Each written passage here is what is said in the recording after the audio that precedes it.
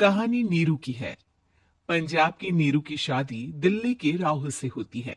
दिल्ली कितना बड़ा शहर है ना, लेकिन आप लोगों का घर तो बहुत छोटा है। हमारे पंजाब में तो ये बड़े बड़े घर होते हैं कि मजा ही आ जाता है। कोई बात नहीं नीरू, मैं भी तुम्हारे लिए बहुत बड़ा मकान बनाऊंगा, बहुत जल्दी। नीरू के पिता जहां पंजाब के जाने माने व्यापारी थे, वहीं उसका पति राहुल दिल्ली में एक सिंपल नौकरी करता था। माँ, यहाँ तो घी मक्खन इतना महंगा है कि क्या बताऊं। मैं तो तरस ही जाती हूँ घी खाने के लिए। नीरू की माँ को ये सुनकर बहुत दुख होता है। मेरी बेटी को घी नसीब नहीं हो रहा है और ये बहू यहाँ बैठकर घी में शक्कर डाल रही है। देख वनिता, मैं साफ कह रही हूँ, इस घर में जितना घी आएगा उतना ही मेरी बेटी के घर दिल्ली भी जाएगा। अरे, ये क्या बात होती है माँ जी? बेटी को उतना ही करो जो अच्छा लगे। अब क्या मायके से घी और मक्खन तक की सप्लाई करोगी आप? हाँ, मेरी बेटी किसी चीज को तरसे मुझसे बर्दाश्त नहीं होता। अब क्या था, नीरू के मायके में 2 किलो घी आता तो 2 किलो दिल्ली जाता नीरू के पास। एक दिन, माँ, बड़ी गर्मी पड़ती है दिल्ली में। इस घर में तो एक ही एसी है, और वो भी ड्राइंग रूम में। सारा परिवार एक ही कमरे में सोता है।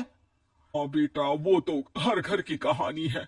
यहाँ भी एक ही एसी है। अरे बिल इतना आता है कि क्या बोलूं। तभी वहां राकेश आ जाता है। माँ, थोड़ी देर में यहाँ कुछ प्लम्बर आएंगे मेरे कमरे में एसी लगाने। जरा ध्यान से लगवा देना ना माँ। ओए, ऐसे कैसे तेरे कमरे में एसी लगेगा? हाँ हाँ राकेश, एक बार बात तो कर लेता। अरे पापा, वो वनिता को गर्मी में नींद नहीं आती। ड्राइंग रूम में सबके साथ सोने में वो अनकंफर्टेबल है, इसलिए। अरे पूरे परिवार के साथ वहां तेरी बहन नीरू भी तो सोती है। वो नहीं हो रही क्या अनकंफर्टेबल? समझ रहा है ना? अगर एसी लगेगा तो एक दिल्ली में तेरी बहन के कमरे में भी लगेगा, तभी तू लगा सकेगा। राकेश वनिता को सारी बात बताता है। वनिता करती भी क्या, मन मारकर बैठ जाती है। माँ, ये लोग ठीक नहीं है, क्या करूं मैं? अरे बेटी, यहाँ आ जा तू, यहाँ आकर रह ले। अरे छोड़ दे ऐसे पति को। कैसे छोड़ दूं माँ? समाज क्या कहेगा, लोग क्या कहेंगे? वैसे भी मेरा एक बेटा है मयंक। अरे हटा बेटा, तेरी उम्र ही क्या है? इतनी परेशान रहेगी तो काम कैसे चलेगा? खैर, बात आई गई हो जाती है। माँ को लगता है कि नीरू ठीक है, तो वहीं नीरू के मन में एक ही लाइन चल रही होती है, यहाँ आजा। माँ ने तो बोल ही दिया है कि यहाँ आजा। बस मयंक थोड़ा सा बड़ा हो जाए, इन गरीबों को छोड़कर मैं वापस माँ के पास ही चली जाऊंगी। वो इसी सोच में बाजार में चल रही थी कि मैम, आपका दुपट्टा जमीन को छू रहा है। नीरू जैसे ही उस लड़के की तरफ देखती है, देखती ही रह जाती है। हाय रे, कितना सुंदर लड़का है ये। अब क्या हुआ? मैंने कहा आपका दुपट्टा। तो खुद ही उठाकर दे दो ना। लड़का समझ जाता है कि नीरू उस पर फिदा हो चुकी है। वो उससे उसका नंबर लेकर चला जाता है। अब क्या था, नीरू और रोहित में लगातार बातें होने लगती है। मैं हरियाणा का रहने वाला हूँ, यहाँ एक बड़ी कंपनी का मैनेजर हूँ। अच्छा, और कितने बच्चे हैं तुम्हारे? बच्चे? अरे मेरी तो शादी भी नहीं हुई है। तुम बताओ, शादी करोगी? नीरू शर्मा जाती है। अब लेकिन मैं तो पहले से ही शादीशुदा हूँ। मुझे फर्क नहीं पड़ता, बस तुम शादी कर लो। भाग चलते हैं, बहुत पैसे वाला हूं मैं, हमेशा खुश रखूंगा तुम्हें। नीरू रोहित से मिलकर सारा प्लान बना लेती है और फिर एक दिन घर से भाग जाती है। दोनों शादी कर लेते हैं। शादी के बाद, क्या बात है नीरू, तुम्हें परेशान सा देखता हूँ, सब ठीक तो है ना? हाँ हाँ, सब ठीक है।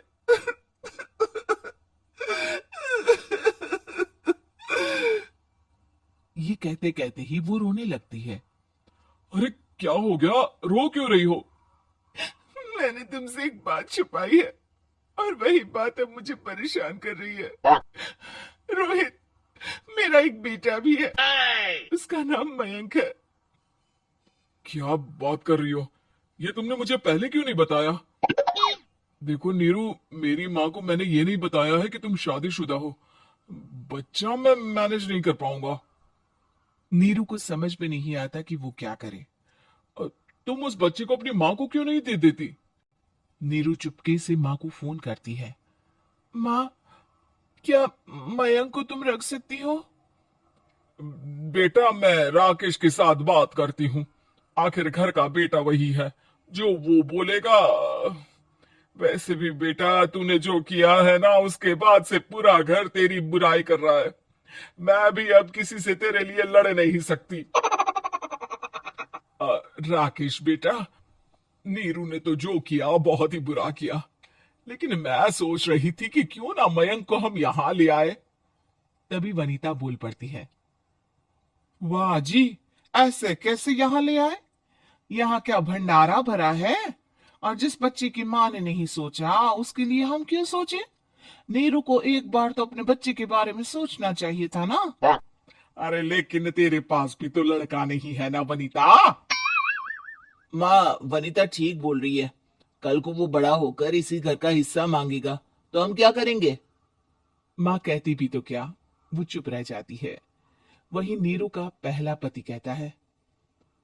माँ, अगर आज भी वो वापस आ जाए तो मैं उसे माफ कर दूंगा। बेटा, गरीबी चीज ही ऐसी है, क्या करेगा। तू तो अब मयंक का सोच।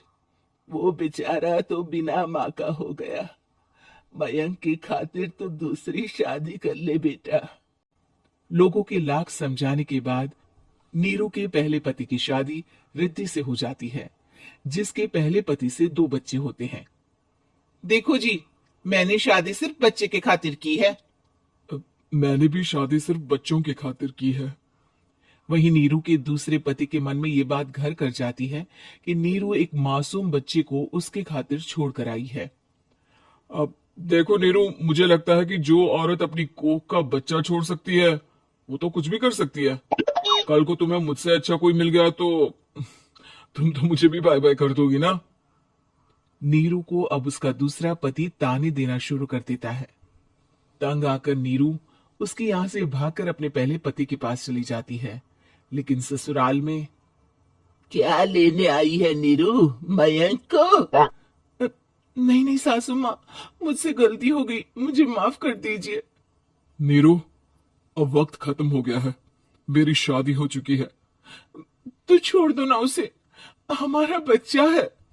मैं आपको अपनी माँ नहीं मानता। मेरी नहीं मान तो बात अच्छी है। नीरू मयंक की बात सुनकर समझ जाती है कि उसके पास अब ना आसमान रहा, ना ही जमीन।